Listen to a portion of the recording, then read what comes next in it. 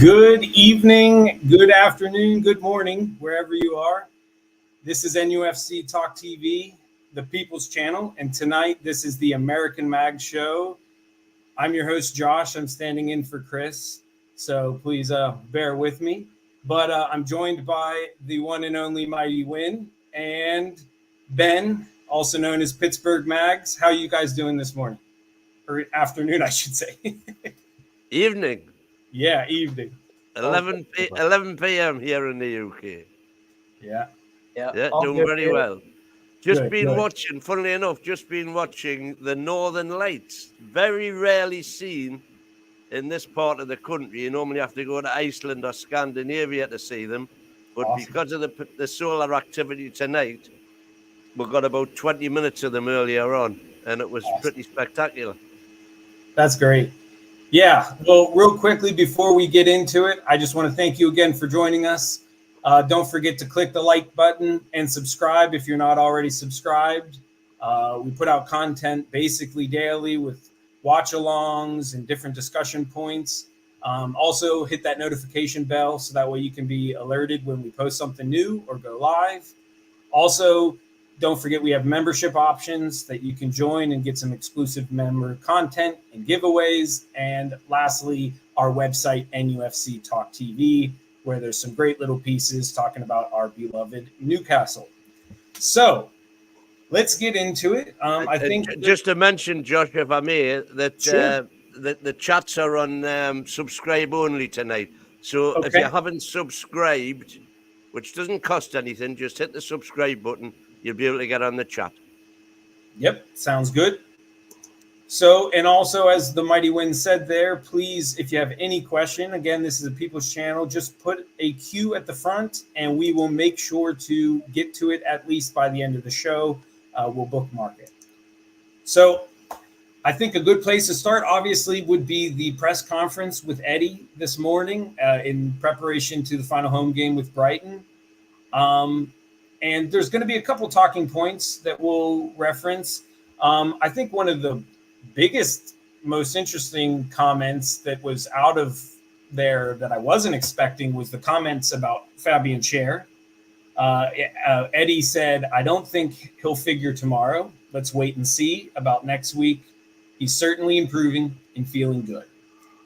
I don't know what you guys think about that. I think basis the track record of this year, might just be some fluff to try and get in the brain of De Zerbi, but still, if it's true, would not be bad to think that maybe we could still see him in Man U or the final game against Brentford. It's a typical Eddie answer, isn't it? Yeah, exactly. You know? So, who knows? Yeah, absolutely. Another one that I thought will be interested, and obviously we'll talk about it a little bit more in depth, I think, along with the Nick Pope DUBRAVKA question, which you can see is the title of the video tonight, is Trippier. He talked about that a good bit, said some words about his, being a good reset, getting some change of environment and how that can be good for the mentality and things like that. I know personally I interpreted his comments to more be that he'd be on the bench and not quite ready to start. But what about you guys? Did you guys interpret it any differently? Well, I've been having a few conversations today with various people. And I'm old enough to remember the great Liverpool teams of the 80s and their manager, Bill Shankly. And the reason they went through one whole season using only 14 players, and that was in a 42-game season, and they were involved in all the cup competitions. Yeah. They only used 14 players because the players were absolutely petrified to get injured. Because they knew if they got injured, they were out the team, and they knew it was going to be bloody hard to get back in the team, and it didn't matter who you were, because Shankly would not change a winning team. So if you've been sidelined through injury and the team just continue winning, which of course they did at the time, you just don't get back in the team. And remarkably, some might say spookily, nobody ever got injured. or they would play through injuries, and you had dedicated players who were committed. And I think that's a good philosophy to have. So to get back to the point, as far as I'm concerned, even if Trippier's fit, even if Pope's fit, you don't change a winning team. Livramento doesn't deserve to be dropped. Murphy had the game of his life on Saturday. He doesn't deserve to be dropped. Now, the thing is, when you've got all these players on the bench, you can start the game, and what you don't have to do then is do an Eddie and wait for an hour before you make any changes. If you can see after 20, 25 minutes that things are not going right, and you and I had this discussion against Burnley, if you remember, because Burnley started off super smart and we eventually steamrolled them. Yeah. But I still think he could have made changes earlier than what he did make them. As it happens, we ended up scoring pretty soon after anyway, so there was no need to. He just doesn't do that though, does he? But if you look at like the Chelsea game and the Crystal Palace game and the Arsenal game, it was apparent. It was so apparent that what was on the pitch wasn't working. Yeah. The changes should have been made earlier on. Yeah. And so that's what I'm saying. I'm saying they don't walk back into the starting 11, but you tell the players who are going on the pitch, if I don't think it's working and you're not performing, you'll be hooked. But we didn't really have the team that we have now when we were playing those other teams, though, did we? That's true to a degree. We still had, we did have a little bit of flexibility back by then. I mean, okay, I'm picking on me, the bad lad again, but Longstaff should never have played 90 minutes in those three games. Oh, absolutely. When in those three games we made 9 substitutions, and he was still on the pitch. It just made no sense to me at all. But again, I think this comment is good. We gotta. Chris is going to be missed for Johan Cabbage, Ichizi Perez. I'll try to butcher a couple just in honor of him. How about you, Ben? I mean, we might as well get into it. We kind of went in, I figured we'd build a little bit, but we kind of started the discussion, so why wait? Nick Pope or DUBRAVKA? And I think there's a couple other questions you can add into this subsequently. Does Joe start? I've heard some arguments for Big Joe to start just to get his fitness levels in build up for Man U. On the flip side, some have said, don't take any chances. We want him for Man U. On the flip side, and then obviously the Trippier Livramento one we started with. So real quick, I just want to read one thing from the press conference that Eddie said. I think if both keepers were 100% fit, that is a very difficult call.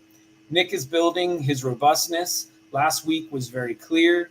Martin deserved to play, and Nick is still finding his rhythm. Nick is in a good place and building his strength back up.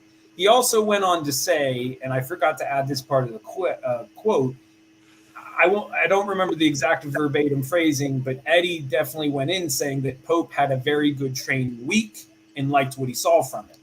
So that certainly throws some questions into it. And also welcome Alan from the Mob Tower Mags. How's it go, guys? What's up, Alan? Good to see you guys. How's it Hey, going? man. Yeah, so like I said, there's that. So I know for me personally, as much as I think in the bigger picture, like if this was, starting next season, I want to see Pope in net. I think you give DUBRAVKA one more game. It's home. There has been a little bit of connection build up over the past couple of games. And like you said, you don't change a winning team. And that way, if heaven forbid Pope doesn't have a good game for some reason, we don't have that stuck in his head going into Man U. Because I think Man U is the most important game. So I just don't want any mental sides to come into it. What do you guys think? I agree with you. I would not change Dubravka yet. I think he's maybe this is unpopular, but I think he's done a job for us since he's come on. And I think some of the goals that he's let in were the defender's fault, not his, most of them. But I've also heard that in training, that when Pope has been getting back to it, I've also heard that he's been kind of shy diving to that side of his injury, which worries me a little bit. I just got to think you got to stick with Dubravka, especially for this game. Maybe bringing Pope on for Man U, but well, let's deal with that. Let's see how we do tomorrow. But yeah, I got to stick with Dubravka. I don't hate him as much as maybe some of the other people do. That's just me. Yeah, I don't know. I think. Yeah, I agree with you. He hasn't been terrible. I mean, the main common thing we always hear is how he fits into the playing style. I think he's just very different than Pope, and at times I think that causes for some miscommunications. And I think it's obvious that Pope plays more the style that Eddie wants. But I like the way that Dubravka is not afraid to play with his feet, where Pope looks like he's got one leg when he's trying to play with the ball. Yep. How about you, Alan? What's your thoughts? Yeah, I mean, I'd agree. I wouldn't want to make any changes right now. I think like we're so close to the end here, and I just let Pope get up to speed. If you give him a couple minutes, or you give him Man U, or give him the last game of the year, I think that's okay. But yeah, I think you just kind of play the hot hand, as it's as you want to put it, as I want to put it. Like he's doing fine. I personally prefer Pope to Dubravka stylistically. I think Eddie Howe does. I think we all kind of know that. But right now, there's no need to change anything wholesale. I think we leave it exactly the way it is. I wouldn't throw Pope in cold against Man U. I think if Eddie's got any plans now about playing Pope on Wednesday, he's got to give him at least half an hour tonight, because he's got to chuck that shoulder around in real game time. Yeah, because there's a psychological thing there. When you've had a bad injury like that, you can do all the training in the world when there's not real feet going into you. Yeah. But we've got to know that he's prepared to dive at somebody's feet and get a ball. Mm-hmm. And you can only do that in a proper match. And then there's the question, too. Do you maybe start Pope for this game because of all the injuries that Brighton have, and maybe he's not going to face, 20 blaster shots, And one could argue, the way we play at home might allow for more forgiveness for a mistake, as opposed to, again, I think the pressure cooker that's going to be Man U on Wednesday. Mm-hmm. Can you imagine the pop at St. James Park when Nick Pope comes on the pitch? Oh, yeah. And I think that might have something to do with Eddie Howe's thinking also, because it's the last home game. I think you're right, but I think a lot of the Pope is better than Dubravka vibe comes from there's a huge section of the crowd that have not forgiven him for going to Man United. Yeah, and I've always found that personally very silly. Me too. Because at the end of the day, he's an individual. He has a career and a family and a livelihood to do. And I know you can get upset at maybe some of the tweets I know that people reference, but again, it's just like some of the things that people want to read into that Eddie says. He's not going to sit here and say that, when 100% fit, Nick Pope blows Dubravka out of the water. Like, I heard people complaining about that today, that they thought it was ridiculous that he said it would be a hard choice. And it's like, what do you want him to say? He's not going to go out and say that his goalie's crap. Mm-hmm. Especially if you watch his interview this week with Gary Neville, and also in his press conference, I think it was, I hope I'm not confusing the two, but I think he made a comment this morning as well saying that, he sees almost all his players like family or something to that effect. And that's why he doesn't tend to bash them. And that's going to segue to one of the other big questions I want to have, because I think this is an interesting debate within the community, especially about if you rewind a month ago when some people were starting to get a shorter leash with Eddie, is do we like his humbleness and how he is with his players? Always kind of, when things go bad, he tends to take the shots. He doesn't put them under the bus. And then on the flip side, when he's getting the praise, he often just wants to flip it on them. He doesn't sit there and want to, this morning, again, it was evident that he was talking about, he doesn't care about his own statistics, being the second best win percentage in the first 100 games at Newcastle, only behind Keegan. He always wants to dodge that stuff. And another huge thing that I think he does that I personally like is he doesn't complain. He doesn't blame VAR. He doesn't blame a bad decision. He doesn't ever badmouth another coach. His intensity starts and ends on the pitch, and then afterwards he's a gentleman. And maybe I'm a little old school, but I feel like that's how, even though I'm young, that's how I was raised. You go about your wins and your losses with grace, no matter what. And that's something I always like about him. So just curious, where do you guys stand on that kind of argument? Yeah, I completely agree with you. He actually is.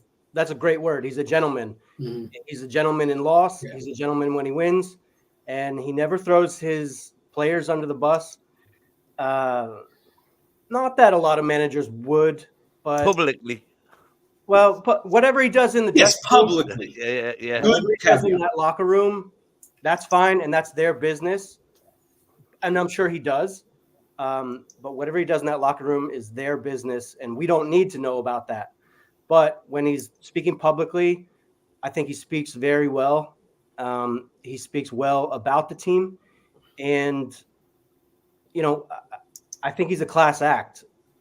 Sometimes I wish he wasn't so vague when speaking to the media, but that's just me. But I think he's a class act guy, and that's what you want out of a manager. Certainly what I want. What about you, Alan? Yeah, I agree with you both. I think it's just a marker of I think that's good man management from any scope, from any managerial role, right? Is you highlight your team's successes, you try to deflect some of the criticism off of them. And I think understanding this club, right? It's always been said it's a pressure cooker. It's the Goldfish Bowl. There's enough pressure on the team and on the club, on the managers and the coaching staff. There's enough pressure on everyone that, unfortunately, inherently, this fan base in the city and the club itself pushes onto the club's personnel. There's no need for him to get involved in this tit for tat with managers or this and that with VAR in the Premier League. There's enough pressure on this club as it is. I think he does perfectly at diffusing it and making sure everybody knows their roles and just goes to work. Good point. Yep. Yeah. Real quickly, hey, how's it going, Ian? How are you feeling? Oh, doing all right. Good. Just had my dinner. I did make it. I don't know how long I'm going to be on, mate, but I'm here for a bit. Sure, yeah. No, we'll have you for a little bit. So following on about that, I think part and parcel of the fact, if we're talking about Eddie Howe and his managerial skills, is the fact that he's English, right? And he's not, he's very compassionate about it, but like everything else the English do, it's all interiorized. It's not like your Arteta that anything goes through and he throws a wobbly, or, the guy from Villa or Klopp. The Continentals, the Germans, especially the Spanish and the Italians and, and the Portuguese, their managers tend to be extremely flamboyant. And if they don't like what's happened, they'll, they air their dirty laundry, as it were. But I think with the, with the Howe being English, and you look at all the English managers we've had, I don't think any of them have really come out and said anything that untoward where it comes to, comes to management, comes to the players. Steve Bruce. Well, didn't he do that afterwards though? Didn't Brucey do that after he'd left? That turned around and said, "Well, I wasn't struck on such and such and so and so." And no, there was quite a few times when he I mean, notably Richie, of course. When Richie confronted him in the dressing room and training the ground dressing the gown. following day. But Yeah. he would often throw players under the bus. Yeah. They didn't do what I told them to do. He's not a class manager. We're past him now. We're past him now. Yeah, Yeah. he's not a top class manager anyway. So, but I think Correct. the ones that are, really support the team and everything tend to be, and I guess to a point you can understand Bruce, because the pressure must have been ridiculous on him. Especially considering who he had as a freaking boss himself. Yeah. But anyway, that's just my two. So real quick, I just want to put a little twist on the question. It's still going to be the same, but I find it, since it sounds like we're all kind of in agreement that we like this characteristic about him. I feel like I've also heard in similar circles for people that would argue the contrary. This is why he can't be elite like Pep or like so-and-so, because sometimes they're just savage. And that's what makes elite managers elite. Again, I personally don't agree with that. I mean, I'm right now sitting here reading Bobby Robson's document or biography. Autobiography. Yeah, autobiography. Thank you. And I don't think you can give many adjectives for that man. And I sure win, and you guys could go on way longer than I, because he's before my time. But in the little bit that I know about him, just reading about him, I don't think you would ever hear the adjective savage used or brutal or whatever. And I think, to me, that in a simple sense proves that you don't have to be whingy. As much as like I'm not a Klopp hater, I still at moments don't like the way he carries on in the moment. Overall, I still think he's a class manager, and people like to discredit his talents just because he can be a little moany. But that's why I love Eddie not being moany. It's kind of hard not to like the guy. There's that old saying, you can catch more flies with honey.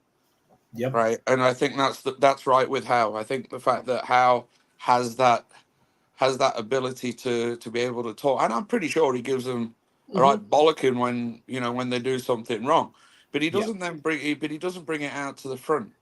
He's always there. He's always backing his players, and he's got the best out of players. I don't think there's another manager in the world that could have turned Joe Linton around from being an absolute horror as a number 9 to an absolute demon in the midfield. I mean, you got Murphy, who's been a revelation. I mean, at one point, he was the one person that was like,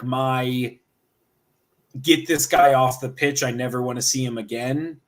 And then ever since that Tottenham 6-1 game, again, I just can't help but love the guy for his heart, if nothing else. I think he How also about you, Alan?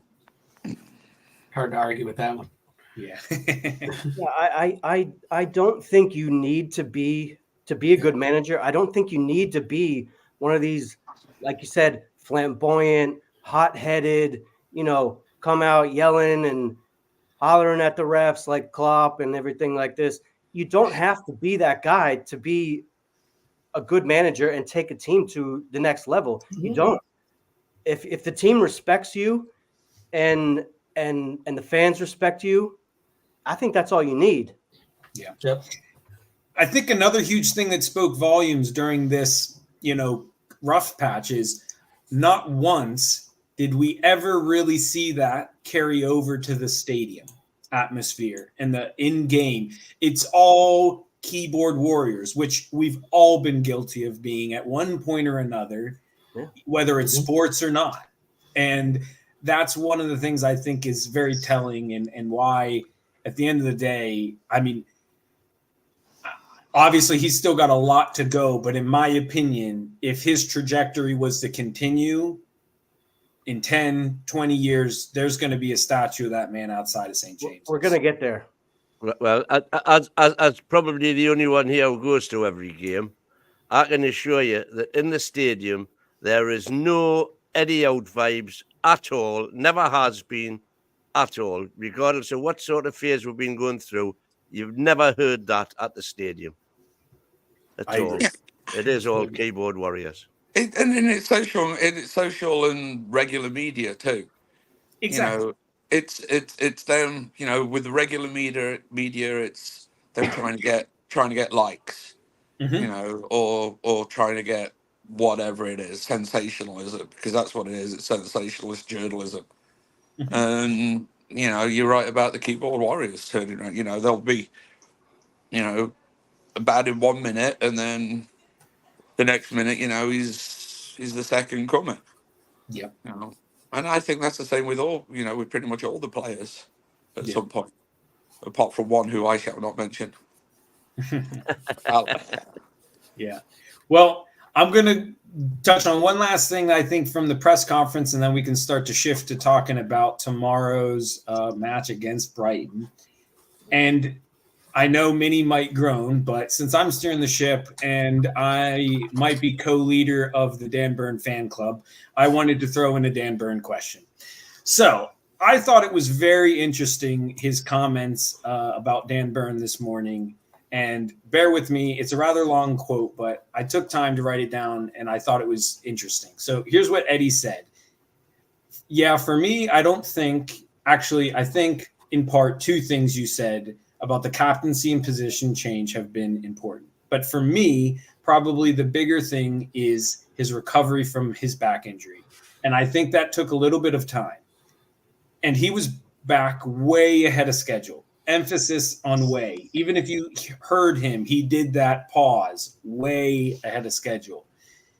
He put his body on the line for the team. It was a serious injury, and I think you can see in the first few games when he came back, he wasn't moving as fluently as he was pre-injury.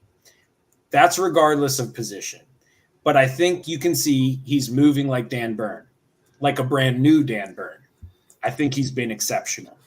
So my question is this. I found it interesting, his mention and how he really was emphasizing that he doesn't fully put it on the position change, and that he seems to imply that maybe there was a little bit more of a runway to getting back to full fitness. I know many of us have said in past weeks with his turn of form, we all think, hey, this is just proof that he should be at center back and we should never see him at left back again. I personally still think that, as much as I love him. I don't think with the resources we have, I really ever want to see him at left back other than an emergency. But I'm just curious, do you guys think it's a positional thing? Or do you think maybe he was still playing below 100%? I mean, we know that has been done rampantly this season. So curious what your all opinion is. Ian, I'll start with you. I think it's a bit of both. Honestly, Okay. I think it's a bit of both. I think, you know, he's more comfortable in the centre. He's okay at going down that left, as we've seen, you know, and he's scored when he's gone down that left. Yeah. But I do think that he's more comfortable in that centre back, that left centre back position. You know, Absolutely. and you can see that even before the injury, you know, he was still having problems, you know, with the fast young right wingers. You know, he was still having problems getting back or getting in, you know, getting into the tackles. Not all of them, you know, but if you had somebody that was really, really quick on that right, you know, he was having problems with them. So yeah, I think it's a bit of both. I think that, you know, he's more comfortable in that centre, you know, and I also think that, you know, that you know, that's where he should be. You know, I think, and I think there he has a few more years. You know, if we were just playing him as left back, I think he'd be gone within a year or two. But I think if we can keep him fit and keep him in that middle, I don't see why he can't be, you know, a serious backup for, you know, for Botman, because he's up there same age as Cher, isn't he? Does it share the same Yeah. age, like I think they're 32, pretty 33? close, give or take a Yeah. year. Early You know, 30s. Yeah. and I think centre backs can play, you know, can play that little bit longer, you know, because they don't have to be running up the thing. What, And what about you, Ben? What do you think? he runs funny anyway. He's gangly and he Yeah. runs like a giraffe. So Yeah. What about you, He Ben? covered some ground making that clearance on Saturday, didn't he? That fabulous tackle. Oh yeah, Yeah. yeah, At 0-0. yeah. But that was And at he was center back, instrumental wasn't in the second goal. Up the left wing, funnily enough. Here's what I think. I agree with you, Ian. I think it's a little bit of both.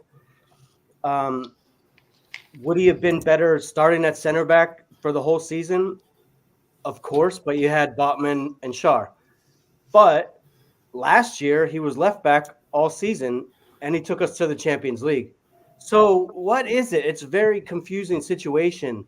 I do think he's better at center back, and I'd rather have Lewis Hall playing left back. I think Lewis Hall is more productive offensively, as you could see by the pass that he put through, I think, for the first goal last game. It's a tough one. It's probably a bit of injuries, probably a bit of positional, but yeah, let's keep him at center back for the rest of the year. Obviously, only a few games left, and we'll have to see what happens next season, depending on if we bring another center back in. Maybe if we bring Lloyd Kelly in, where's he going to go then? Because then you got Lewis Hall, you got Lloyd Kelly. Still got Matt Target in theory. Well, forget him. He's not coming in. I'm just saying he's still going to be on the roster as of today. Yeah. About 100 grand a week. He's not going anywhere. I think part of the reason as well why we did so well last year is because we didn't lose non-shell past Joe Linton. You know, no one was getting past Joe Linton last year because he was fit. Yeah. This year, without Joe Linton on that side, you know, it left it wide open. I think Botman being at full fitness also had an effect because a lot of times when in possession, it kind of sometimes would become a back three because Trippier would go parading up the right. So again, it's so many things, and I know it's a boring thing for all of us to talk about. We've heard it a billion times, but the injuries, and I think that's a good question. I want to go back to this. I saw Jam Stasher ask this. That's fine, but why did we continue to start him if, in theory, he wasn't fit? And I think that's been, in my opinion, vindicated by, yes, I know the answer on paper was Lewis Hall. And Lewis Hall has looked very sharp offensively in the past couple games. You know, I'll fully raise my hand. Last week, I was like coming into the post-match and ready to roast him. He was going to be like my... And then I watched the game back and I was like, holy crap, I just wanted to see that he did bad, that I totally missed everything that he did really well. And I think we can all be guilty of that when we have our pet peeve players.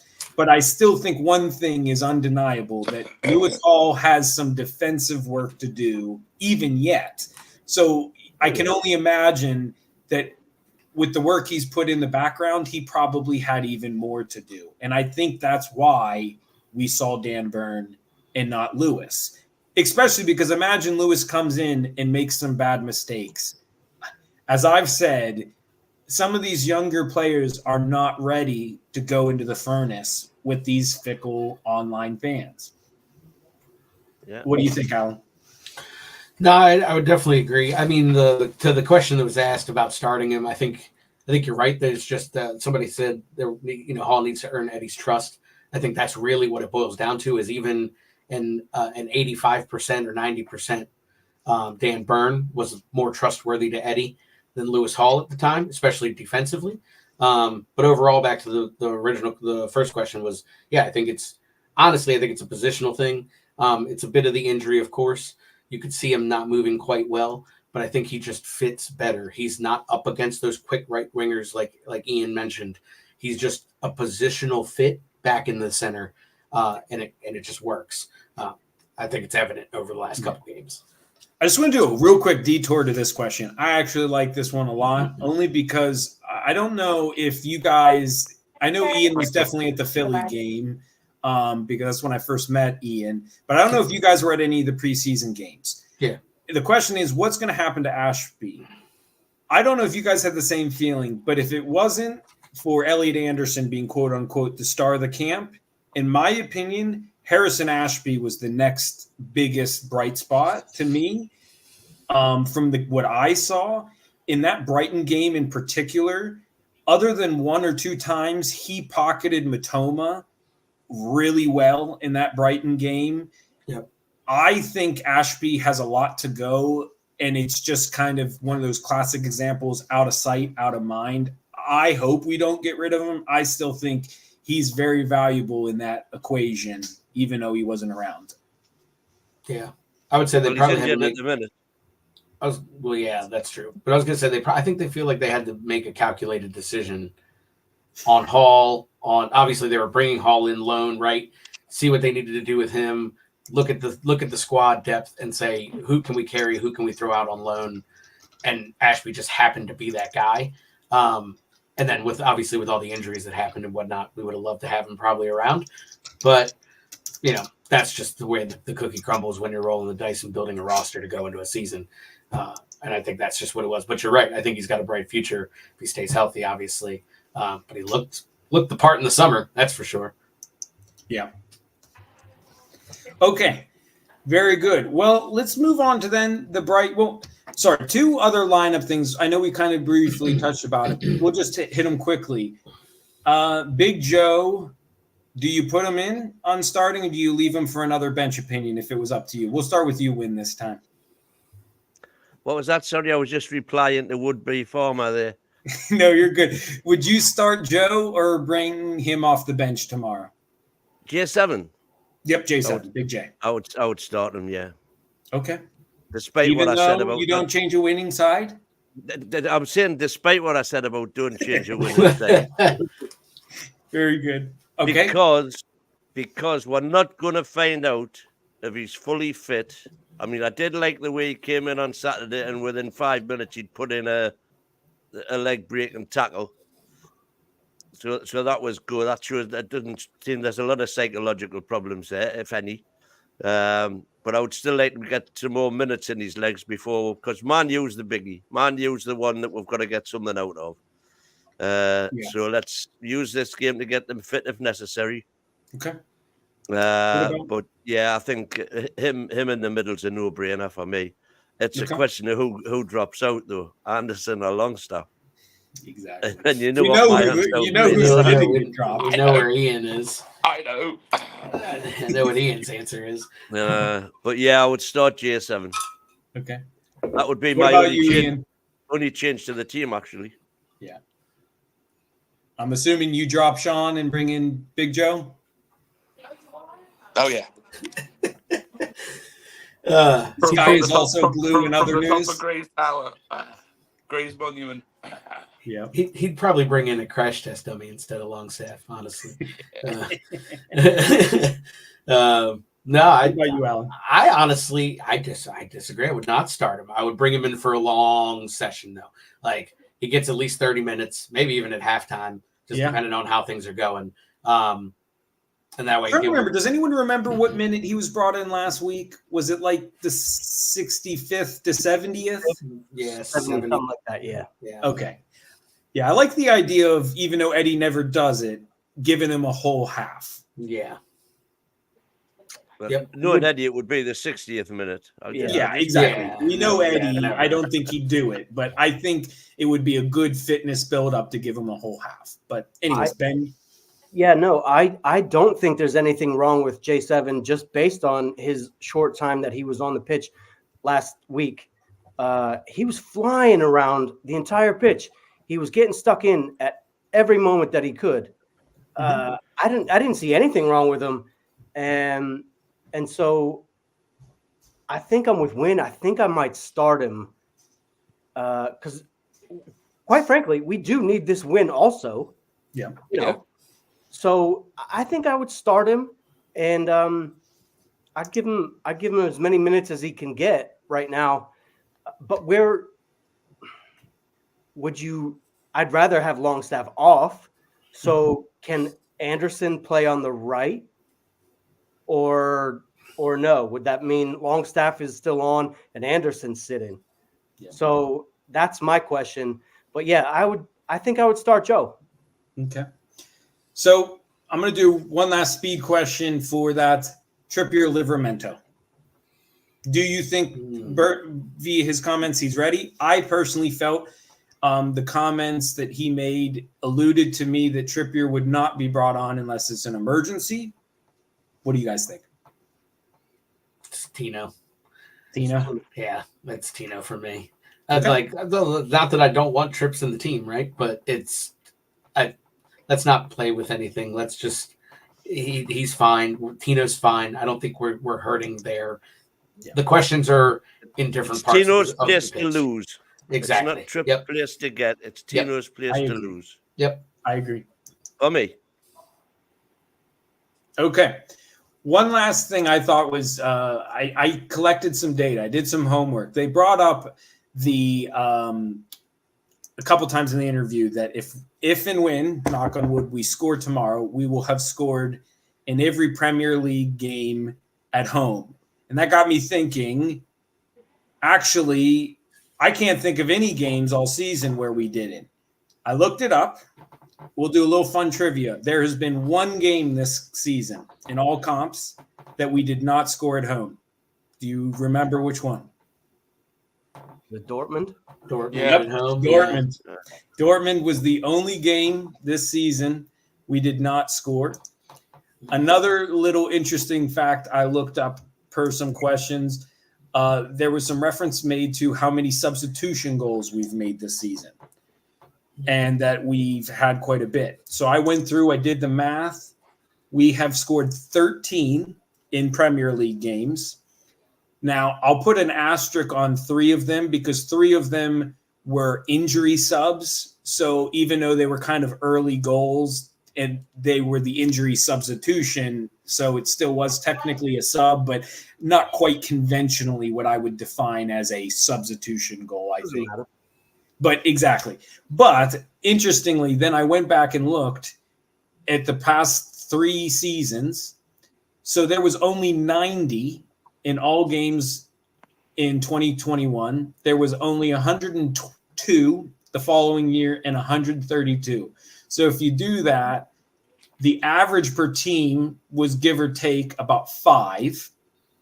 And we would have accounted for about 15% of them in most of these years. So I thought that was a pretty impressive stat, despite all the injuries. And, that was one of the things I think at the beginning of the season we talked about. Depth coming in the second half on the bench was going to be killer. You look at the Villa game and things like that. But despite the injuries, we still have killed it as subs. So I just thought those were some interesting stats that I went ahead and just looked up.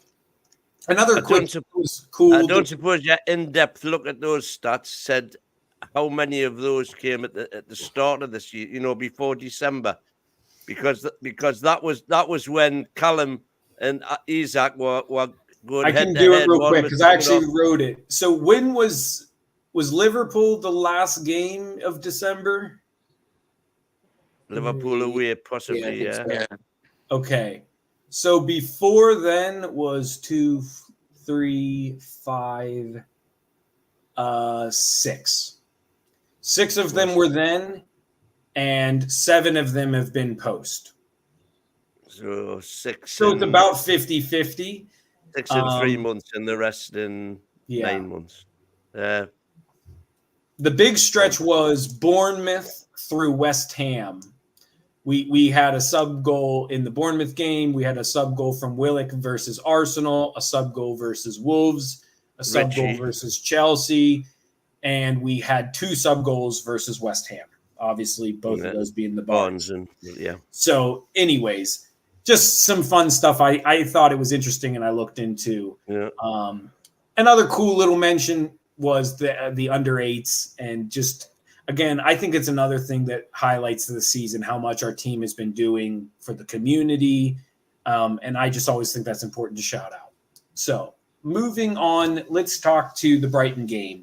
So do you think, with this being our last home game, we've seen in past season, we get a big boost? So 1, do you think we're going to get a home, last home game of the season boost? Secondly, who do you think we need to most watch out for? I know they've got a lot of injuries, but still, any game in the Premier League is a dangerous one. So where do you think Brighton is got the danger points? And lastly, who do you think will be the difference maker? We'll start with you, Ben.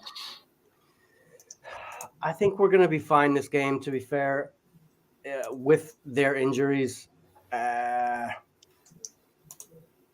In terms of who to look out for, I just think we just got to keep our central defense on point, be it Dan Burn and whoever else. I'm not worried about them, really. If you look back at when we played them last, they destroyed us. But is Ferguson playing? I don't know. Some say yes. I'm not sure. No. So I would say him. But I think our guy is going to be Gordon tomorrow. He's going to be our guy tomorrow. You say Gordon? Yeah, Gordon. Gotcha. Very good. I like it. How about you, Alan? So for me, I mean, I kind of agree. There's not all the danger men are either certainly ruled out or, potentially last minute calls. So I guess it depends on who actually plays. But no Matoma, no Lamptey, maybe, right? João Pedro 50-50. Those are the guys who would obviously I'd be concerned of Ferguson. So I'm not super concerned as long as we keep, we keep the defense tight, we'll be okay. They are quick, just generally as a team, which has sometimes exposed us, leaving some space at the back recently. But I think other than that, if we keep our lines tight, we're okay. Danger man for me tomorrow, he stole Gordon, so I won't say Gordon. Honestly, I think whatever minutes Joe gets, we're going to see a very fun, yes, old style flying around. Yeah, getting the crowd, feeding off the crowd. Just no reds. On. Yeah, he has no reds. But I think we're going to get a little bit of a show from our favorite giant Brazilian. I think that's where I'm going with. Fair enough. I'll go to you, Ian. Well, like most people in England, I have no idea who plays for Brighton, or seriously who plays for anybody. I've always been like that. I've always been concerned of who plays for Newcastle. It's great being in the pub with all the Americans because they're all going on about so and so at so and so club and so and so at so and so club, and I'm like, who? So I Ronald agreed with you there. Honestly, I don't know. Ian, we're a lot more into it than you think. Oh, I know. I a bit too much, I think. But I get. I think it depends on, if we play like we can play and like we have been playing. I don't see us having any problems at all. The last game, the first 10, 15 minutes again was a squeaky but performance. But then we got that goal, and I think if we score early, we don't let them score. I don't see us having any problems, whatsoever tomorrow.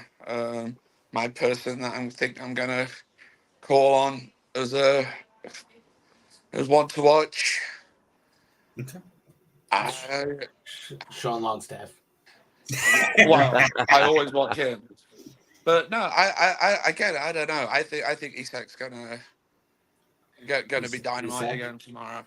Ian. Before I go to you, Win, I just have to say it to show off my limited UK knowledge. I mean, we're not going to fall into the classic "it's the hope that kills you" cliche, are we? Oh, it's always the hope that kills you. Because the way we're all sounding, this is going to be a stroll through Lisa's Park. I don't think it. I don't think it is because Brighton do. I don't know who plays for them, but when I have watched them, they've been pretty decent. They can attack. They can. Yeah. They can do what we kind of do. They're good on the break. And if they think that they're going to lose and that they're being threatened, I can also see them parking the bus and putting, 9 at the back and just having one person up front. Which will make it difficult depending on what midfield we play. Ian, I hope whatever you're in the hospital for doesn't kill you. What are you doing? I just realized you're actually in a hospital. Oh yeah, I had an operation at 8 o'clock this morning. So Are you okay? yeah, of course I am. I won't be on All here right, if I won't. Are you going to be able to watch the match tomorrow? Not at the bar because they're keeping me in overnight. So I've got my charger, I've got my plug, I've got my Newcastle shirt in the bag. So if I'm not out of here before 10 o'clock in the morning, I will be, watching it on my phone and worrying the nurses every time something happens and I yell at the screen. So Yeah. The cardio good. Beep, beep, beep. they took me off that. They did take me off the hot monitor. Ian's got Longstaff fever. I'm not on the heart monitor. The medical staff in Baltimore are on long staff alert. Yeah. Okay, we'll go to you, Win. Best for last. I just want to put one thing forward. I don't hate Sean Longstaff. There's a couple of guys in our bar that think I actually hate him. I don't hate him. I just don't think he's good enough to take our team further. Yeah. And his performances sometimes, he can miss a sitter, and we know he can score because he got his missus pregnant. So we know we can put him in the box. But yeah, he misses a lot of easy sitters, and he loses the ball a lot. And when he does lose the ball, he doesn't necessarily track back as much as I like. And I know he's been injured this year, but he didn't do it last year neither. But so like I said, I don't hate the guy. I just don't think that he's good enough to take us any further. Okay. Win, I'll go to you, and also at the end, throw in your score prediction. Yeah, well, they've got already injured, definitely out till June 24. Of Ferguson, Hinchelwood, James Milner, Van Hecker, who's their main centre half. Yeah. Matoma, who's one of the big attacking threats. Estupiñán, he's June as well, so he's one of the better players. Solly Marsh is touch and go, and if Solly Marsh is playing, he's the one we've got to keep our eyes on. And also Lamptey's out as well. So, they've actually got, I think, the first team we've played this season who've got more key injuries than what we've got. So that's why I'm fairly comfortable about the game. I think we should win it quite easily. But yeah, and I agree with Ben. I think certain young man from Everton is going to want to shove down their throats the fact that he wasn't nominated for Young Player of the Year. Yeah. When certain other people were, and I think he's going to go out. He's going to go out of this season with a bang, a big bang. He's going to have 3 tremendous games. He's going to go at the Euros and take that by storm. And then they're going to say, how the hell did we miss him out of our Young Player of the Year? Did I see on Instagram today that Newcastle United put out that Gordon did win their Player of the Season? Did you guys see that or no? I haven't seen that. I haven't seen nothing on the internet today. I don't think they announce. Newcastle United don't announce their Player of the Season until the season's finished. Maybe I'm just ITK. I don't know. Oh, well, there you go. We always like an ITK. Not. Yeah. So what's your prediction then for the scoreline, Win? 4-1 I've gone in the old lottery that we do. 4-1. How about you, Ben? I'm going to say 3-1. 3-1? Yeah. Alan? Ben, you're killing me today, man. But I think I love where he's at. 3-1. I think we do. Oh, yeah. We love scoring goals. You know what I mean? We also like letting in at least one. So yeah, I think it works out perfectly. I think it's going to be a bit closer. I think it's going to be 2-0 to Newcastle. Yeah. I think I'm going to go really dreaming big. I'm going to go 5-1 because I personally think the performer of the game is going to be Isak. I know a lot of people have gotten really And again, I have nothing against Callum. Love him. But I know a lot of people have been on the praise train of Callum. And I think those two are the perfect duo to motivate each other in that they don't want to be left in the dust. So I think after that little bit of a dud of a penalty, even though I think he made up for it basically immediately in my mind, but I think he's going to come out with a point to prove and show that. Well, So, he's got to score tomorrow if he wants to keep up with the troll playing at Man City. exactly. You know, so he's got to put at least 2 in tomorrow. Yeah. Right, I've got the nurse come, so I'm gonna have to get out of here, guys. Thanks so much for Yeah, joining good to us. see you, Ian. Ian. Get well soon, mate. Right, and I'll catch you next Friday, mates. Have a good Yep. one. Yeah. Bye. That's dedication for you, eh? Yeah. He calls us mad for knowing the other team. I mean, Yeah. I'm just kidding. So only because I'm afraid we won't get to both questions. I want to get to this one because I think it's the more enjoyable and it will be a fun discussion here. With it being our last home game of the season, I wanted to get and I'm sorry I can't put it up to a poll, but I'd love to see what you guys think in chat is the home moment of the season. So I put 4 games in the running. Obviously, you might find something I forgot. I think the Man City Carabao Cup game gets an honorable mention as one that I can think of. But I narrowed it down to 4. Opening day Aston annihilation, PSG pounding, the West Ham comeback, or Tottenham deja vu. So have at it. I'll let whoever wants to go first share why they think. The automatic choice you would think would be PSG. Yeah. But for me, the West Ham comeback, that's what put us on this road that we're on to now to potentially 5th place. That West Ham comeback was nothing short of remarkable. Yep. And just fabulous to be in the crowd that day. And it was great that there was a load of American mags over that day as well. They came over for the West Ham game and the Everton game. And we all met up in the Strawberry before the Everton game. And for them to be there for those 2 games was, well, not so much the Everton game at the finish, but certainly the West Ham game more than made up for it. It was just outstanding. Outstanding. Yeah, that's a good one. No, I have to go PSG. I can't help myself on that one. I think it's just the whole atmosphere of it, right? The occasion. I think all of it, and then the result on top of it. And like just the way it happened, you got a little bit of everything. You got a thunderfuck from Shar from fucking 25 out. You know what I mean? Like it just got a little bit of everything. It was every taste of Newcastle that you wanted on a European night, right? Yeah. Against PSG. Who better? So yeah, that one for me. Kylian Mbappe with his gloves on. Yep, that's right. For me, I agree. It's such a tough one because they're all good in different ways. But for me, I agree with Win. I think it's the West Ham comeback because that kicked off our whole team sort of comeback.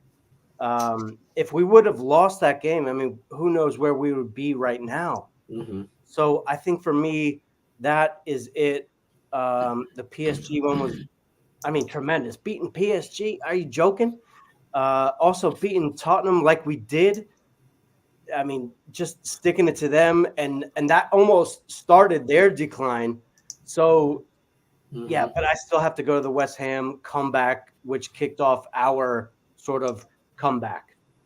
Yeah, I agree. For me, if the phrasing of how I asked it was, what was the most important game to where we are, I fully agree because I was about 30 seconds from turning off the TV because I was about ready to punch a hole through the drywall because I thought it was done.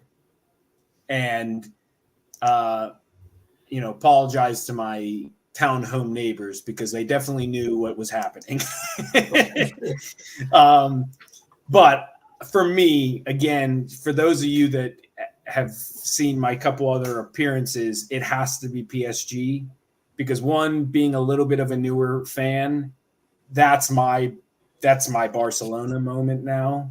Mhm. Like I remember bumping into a guy in the grocery store with the PSG jumper on, and I just gave him all holy hell for no reason. And, just to have those moments, and as a Dan Burn lover, as I've already said, for me, that moment, again, I've already said numerous times, as one of my biggest defenses, that's what we as fans, and I think in particular Newcastle fans, makes us great, because of moments like that hometown boy providing that moment. I think whenever you think to any great recipe of a sports moment, it needs something like that.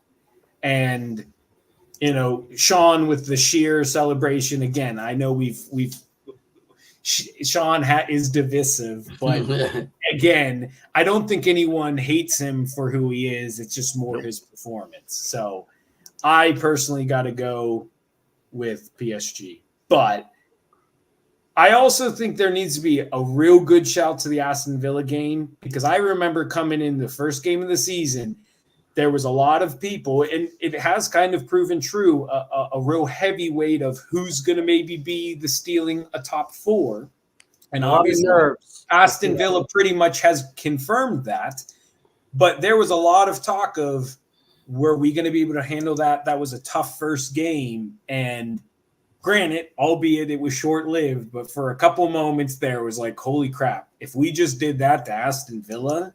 Well, you're right. There was a lot of nerves before that game, I think, from everybody. We were like, what are we going to do in this first game? And then Tonali smashed that first goal in, and we were off. Yeah, I agree. I think in its own way, it was very important in that early season form we had, because albeit you could explain if you lost to them, I still think that can easily – there's so many times you see where just that one game, albeit it doesn't really matter, but it can really have a psychological effect that carries on. Yeah. 100%. Agreed. Well, I think we then have one last quick one time to ask before we wrap up. Since we, as the American Mags, hopefully you guys will join us next week, we won't be on until next Friday, and we will have played 2 games. And obviously they're very pivotal games. I want to get, in particular, the American Mags, what are your opinions on where we will be next Friday? Will we be sitting there, maybe dreaming of 5th even, if Tottenham continue to lay an egg? Are we going to beat Man U? Are they going to lose any of their games? So I know there's a lot of variables, but where do you think we will sit this time next week? Ooh. Go ahead, Alex. Go ahead. No, I think I'm leaving it to the American Mags. yeah. Look, as much as I want to say 6 points richer, right? I'll be the pragmatist in me. I think tomorrow's fine. I think we'll be okay. Like I said, if we score quickly, we kind of shut them down, make sure we keep our lines tight, we're fine. But our away form has not been quite so great. So that trip to Old Trafford is never easy. I think we may just sneak a point out of there. So I'll go and say we're going to be 4 points richer. Still in the mix, and obviously, that's pretty much that. Even a draw is a death spike to Man United. So yeah, I think that's where I think we'll be. A win tomorrow, and a draw, a reluctant draw at Old Trafford. But I think we could sneak that one out too. Oh, for sure. Yeah, I think tomorrow's a win. And I think we're maybe looking at like a 2-2 or something against Man United, just because of our away form, like you said, Alan. I'm just worried about the final game. Actually, that one actually worries me kind of the most. It's Brentford, right? So that kind of worries me a little bit more than the other two. We're going to need 3 points against them. if we don't get 3 against Man United. But I think tomorrow we're okay. Hopefully we get a draw against Man United. Again, as you said, because of the away form, and then we're going to be all down to we got to come out all guns blazing against Brentford. Yeah. If we get a draw against Man U, that'll do us because Arsenal are going to stuff them tomorrow. Yeah. Yeah. Fair enough. Yeah, I mean, you think about so if we get 4 points, we're going to finish above Man U. 100%. Yep. As long as one of them is against two ahead of them as long at the as one of moment, or those one? points is against Man U. Because they can then only get, if they get beat off Arsenal tomorrow, they can only get 6 points. Yep. We get 4. Our goal difference is so superior that they can't catch us up. Right. Yeah, The problem then is Chelsea. Yeah, I agree. If Chelsea's the one to If be Chelsea more get nervous. 9, if Chelsea get 9 and we only get 4 or 7, well, 7's okay. 7 guarantees us 6th place. Yeah. Absolutely. Yeah. We're 2 and points maybe even 5th. But the problem still is, if Chelsea go above us, even if we finish above Man U, we'll then be sitting biting our fingernails for the cup final. Because even if we finish 7th, not worried about the cup final. If we finish 7th and Man U win the cup, we're in nothing. No, that's not happening. I mean, listen, it would stink, but at the same time, I still think, given everything, 7th would be really good. Yeah. No, I think my personal opinion for what the next 2, again, I think I'm going to echo everyone. I think Brighton is okay. I think we should be fine there. I think only because I am just so convinced with the form, and please don't burn me because I don't like you, Arsenal, but I'm going to assume that you're going to absolutely stuff Man U tomorrow. They will. I'm hoping that they're going to feel like they're going to see that chasm between us. We get 3, they've lost 3 going into that game. Unless they do it for pride, which in my opinion, none of those players have any pride for the badge or for that team. There's no way they show up for that game, in my opinion. Yeah, they'll be on holiday. And I think they'll be done. I think they only will think they have a prayer's chance if we lose or they some miracle win tomorrow. But I don't think that the other thing to remember about Man U, by the way, is the last thing they're in.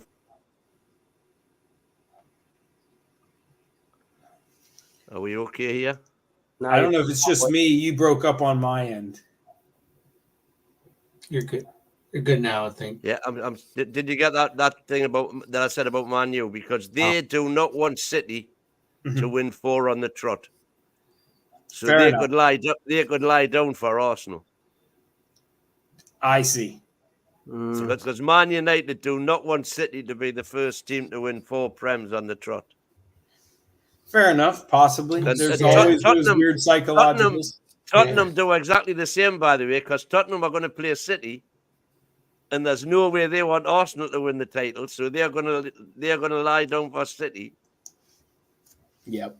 So it's a 50-50 in the balance kind of thing. Yeah. City's winning both of them. City's winning the league. City's winning the FA Cup. That's it. Yeah, I mean, as much as you always want to sit there and say with the football Manchester gods, Derby, you never know. Imagine if Arsenal win the league and Man U win the cup. Pep's walking away with nothing this year. It's not happening, Win.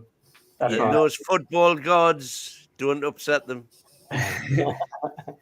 It's true. Yeah, I don't know. That's a hard question. Who I'd rather see win? I mean, it's a tough one. I'd just rather see City win, get it over with, because we know what's happening. I don't think Arsenal's. I dislike Arsenal more than I dislike City, to be fair. But that's agreed. Well, me too. They're gonna win it. Let's not perpetuate any. It's just gonna happen. Yeah. So Yeah. Fair Agreed. enough. let's You get it heard done. it here first. Yeah. Well, unless Because anybody has, that would be so typical Newcastle. Finish 7th and don't qualify for Europe. When I- there was every chance 3 weeks ago that they were finished 8th, you would still qualify. Yeah. yeah. So it'll be a very interesting end of the season. Like I said, hopefully we all hope that what we predicted here is going to come to fruition. But obviously, if we knew what was going to happen, we probably wouldn't be sitting here. Well, I thank you, gentlemen, for your time on the show this week. And just don't forget on your way out, if you haven't already, click that like button. It helps us get better seen as we continue to grow. And if you really liked what you saw, please subscribe. It's free to do. And it'll let you know if you press the bell when we go live or post new videos. Also, don't forget, we do have membership option that will make you available for the prize giveaways that we do. Also, most importantly, before I forget, thank you to the wonderful mods and keeping everything running smoothly, especially as you had this drunkard steering the ship today. And don't forget our website, NUFC Talk TV, to get all the latest from our beloved team. With that, I will say you good night and Howe the lads. Howe the lads.